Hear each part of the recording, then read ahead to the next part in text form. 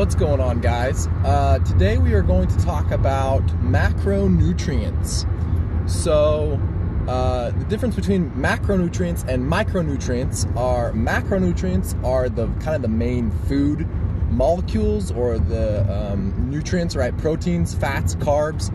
Technically you can include alcohol in there because it doesn't really line up with the other three. Micronutrients, those are going to be your vitamins.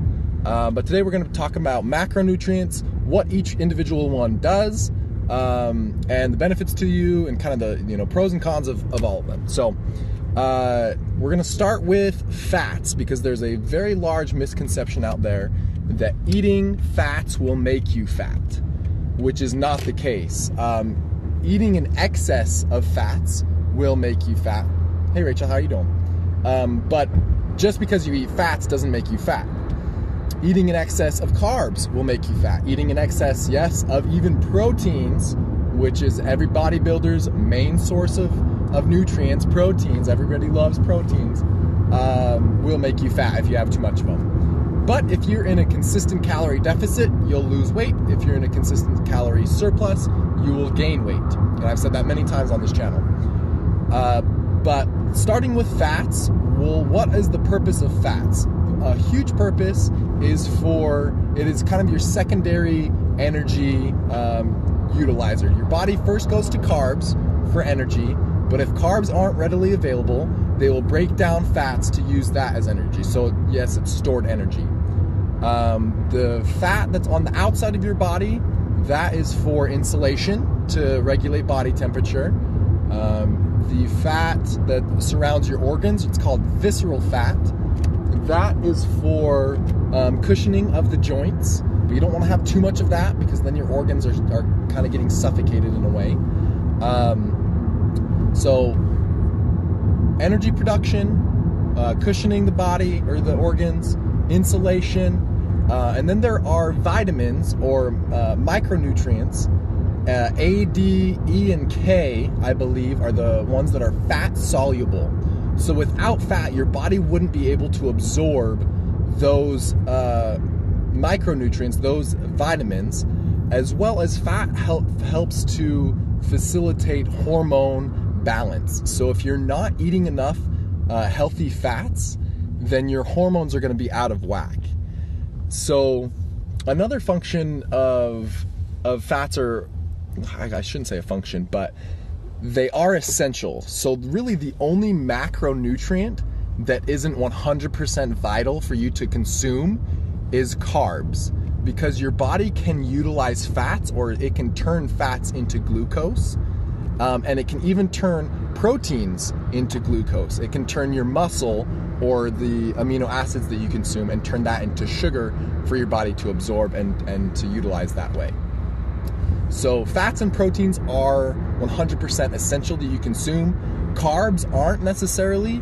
That's what the keto diet kind of bases itself on, is that you can utilize your fats and your fat storage for energy instead of carbs, and it's supposedly healthier, and your body runs cleaner, which I agree, and maybe I'll do, I know I did a video on the keto diet, but I can go into a little bit more detail maybe on another channel, but it's very technical how your body will break down fats into keto bodies and then throw it into the cycle and utilize it and turn it back into glucose. It's this whole long process that I'll get into later, but so that's what fats do. They are essential. Eating a surplus will make you fat, but you do need them, so don't be shying away from healthy fatty acids. The essential fatty acids, you can get really good fatty acids from fish, from coconut oil, from seeds, from almonds, nuts. You can get decent ones from, dairy products has fats in them, and I recommend dairy products if you're not lactose intolerant, just because they are really high in amino acids as well, which is protein. So then let's talk about carbohydrates. So fat's kind of your secondary source of energy. Carbs are going to be your main source of energy, and really that's about all they do is energy utilization. Your body first looks for energy in the form of carbs or carbohydrates. It breaks it down into glucose, for your body to utilize. Anything that your body doesn't consume right then and there gets stored in the liver as glycogen. You can also store glycogen within the muscles. Anything that you consume above and beyond kind of your storage capacity, or if it overflows, like let's think of yourself as a cup, and if you pour too many carbs in the cup, right, you're storing a good amount, but if your storages are filled, then it just kind of spills over, and then that turns to fat. But so yeah, that's carbs. Carbohydrates do tend to raise your insulin levels. So if you do have PCOS, or you are sensitive to insulin, that's where a lot of people, people that go on the keto diet agree with this a little bit more, as well as carbs do spike your insulin levels and then drop them down, but so does exercise. Exercising will spike your insulin levels, and then you slowly taper off of them. So if you're not what's the word, if that doesn't affect you a whole lot, like if you're a healthy individual, you can consume carbs and you can consume sugars, and as long as they're not in excess, you won't store them. Where you get into trouble and you get into like diabetes and things like that is having an excess of glucose in your system, where your insulin is always doing this crazy high spike and then drop, and then high spike and then drop. Or if you're just consuming tons and tons of sugar and your insulin staying super high, then you can get insulin resistant and things like that. And so it's good to choose carb sources that are going to provide more nutrients than just the sugars, right? So if you eat Skittles, you're consuming sugars. If you're eating an apple, you're consuming sugars. But the difference is that apple is going to have an array of vitamins and minerals, and the Skittles is just going to be empty carbs. So choose carb sources that are going to be maybe lower in glycemic index, the whole grains, the brown rice, the sweet potatoes, things like that.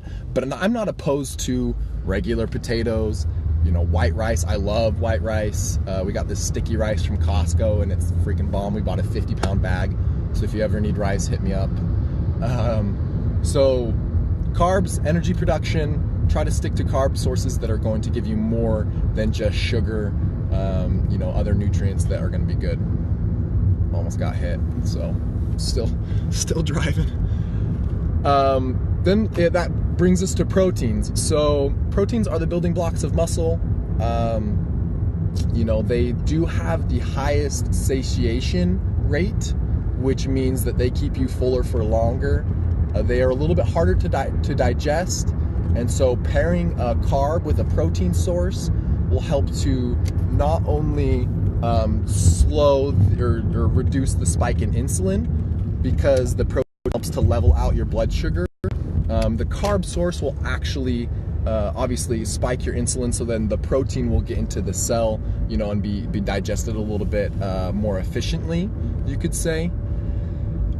But proteins have more than just building. They do more than just build muscle. They are honestly the workers of just about every process in the body. Requires some type of amino acid to build muscle, to break down muscle. Like literally everything that goes on in your body, there's an amino acid. There are 20 amino acids, and every single one of those has like a role or what it does in the body. And so if you don't have enough proteins, you're not going to be as efficient, as well as you will be, if you're training hard and you're not consuming enough proteins, you're going to be in a catabolic state, which is a breaking down state.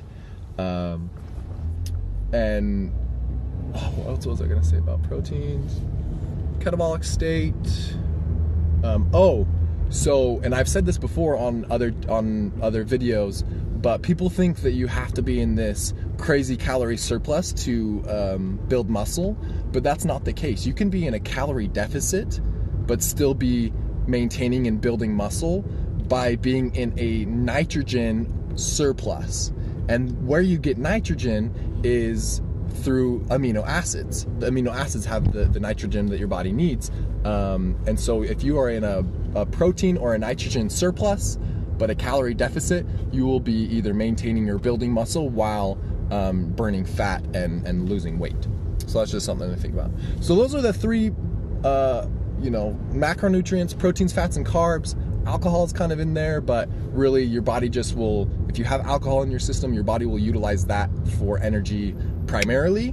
It burns faster and hotter and quicker, and then it will go to your carb sources, then your fat sources, and then your protein sources. And so I got asked the other day if everybody should be on a protein supplement, and I would say the answer is no. But protein supplement, like a whey supplement, really make things a little bit easier, to maintain a certain level of protein without getting too much calories. If you're trying to be in a calorie deficit, it's a way to make things convenient. Supplements are meant to supplement, they're that last little cherry on top. They're not the actual sundae. The sundae is going to be nutrition, your healthy fats, your good carb sources, adequate amount of proteins, and then your heavy training, and breaking the muscle down, creating protein synthesis, building it back up.